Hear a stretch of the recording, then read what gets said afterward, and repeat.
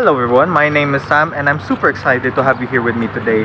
In this vlog, we are going to dive into the Ibaloy tradition, into the Ibaloy tribe, to know more about their culture.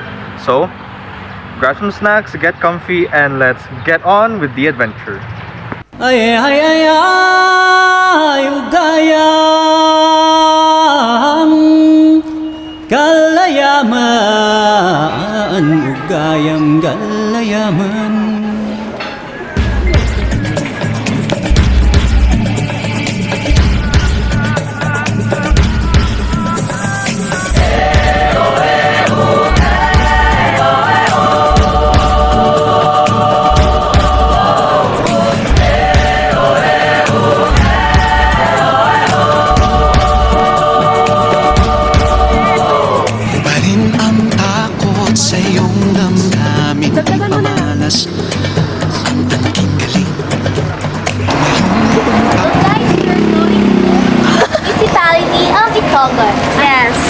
Municipality of Itogon. They're here in Itogon, Benguet. Isipin huwag sana ang sarili lang, pagsama't bayanihan. Subukan nating isulong at lingkawan ang magandang bukas. Ikaw at ako magkasama tayo sa lubungin ng kinabukasan. So guys, hello! So welcome to Barangay Tinongdan. So for today's video, let's know the tradition, culture, artifacts of Ibaloy and their kayamanan. So, let's go! Kaitiyuak! So guys, let's see and know the culture, tradition, and artifacts of Ibaloy.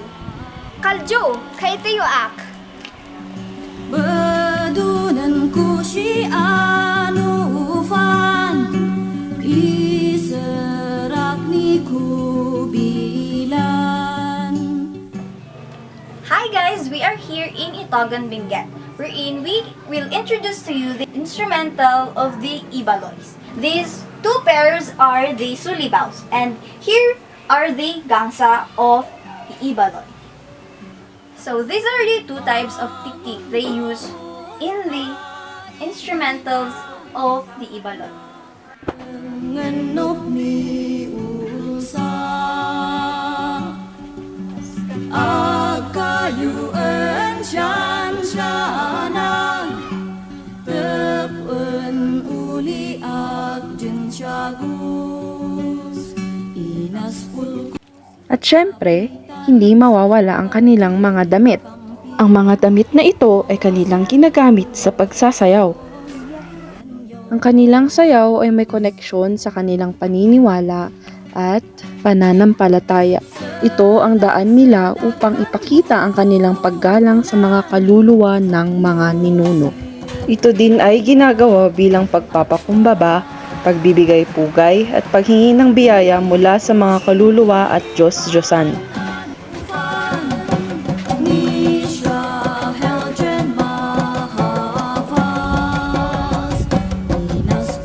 Pupunta naman tayo ngayon sa kanilang heritage. Tinatawag nila itong Lungsod Tinongdan Heritage.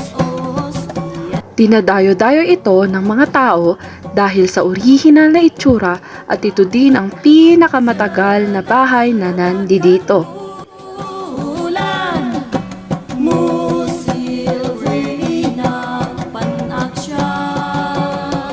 Makikita natin na naiuugnay ang kanilang paniniwala at nakaugaliang tradisyon.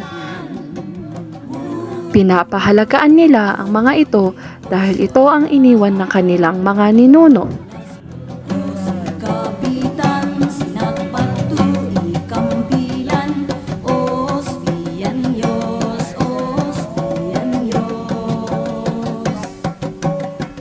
So, hello guys! We are about to interview Lola Rizalia and let's go, samahan nyo kami. Lola Rizalia, antoy juha ka na kanan siya ja products, food, kumbaga. Sa miya kana dokto, kape, ya baraho, ya sa miya dagdag may kento man ugdami na kento man. Yat numuduman anin mi. Say kami mo mambidyo-bidyo asan mamang budin ni maka. Haman idya ka na lola. Awan. Aman mihay biyag mo siya kawadan. Makikita nga natin dito na sobrang dami ng puno ng saging. Santo wari balat haman era balat. Sikatoy miha ibiyag mo siya kadan mi.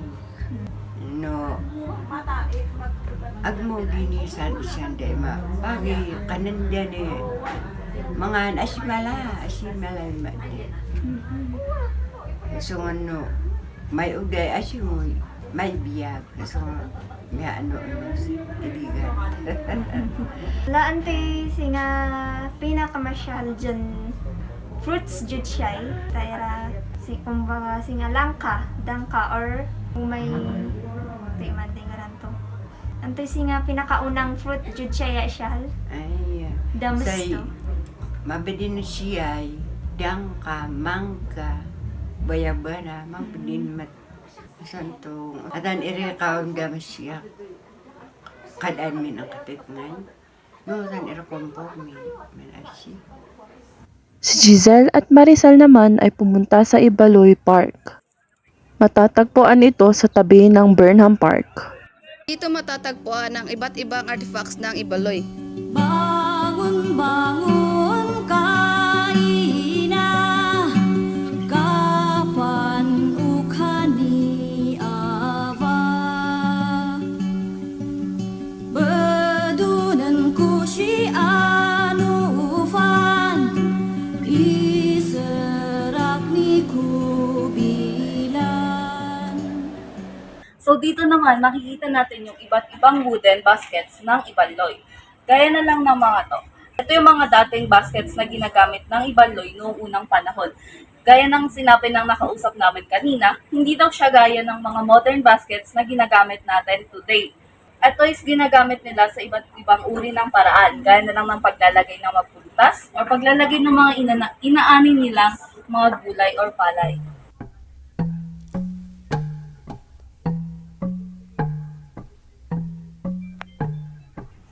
At ito naman ay sulibaw. Ginagamit ito sa different kinds of occasions like weddings, traditional dance, and etc.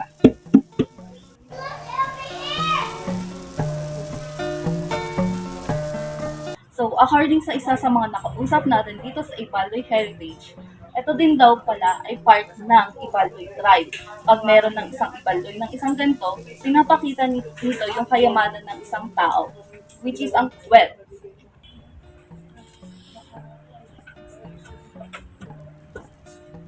At ito nga ay tinatawag nilang also, al-o, at dito nila nilalagay yung parang rice nila na ganito at dito nila binabayo para matanggal yung mga para matanggal yan tapos magiging rice na siya at pwede na siyang isaing at kainin. Thank you for joining me on this fascinating journey into the rich culture and traditions of the Ibaloy tribe. I hope you enjoyed learning about their customs, their beliefs, and the way of life as much as I did. And as always, we'll see you in the next vlog.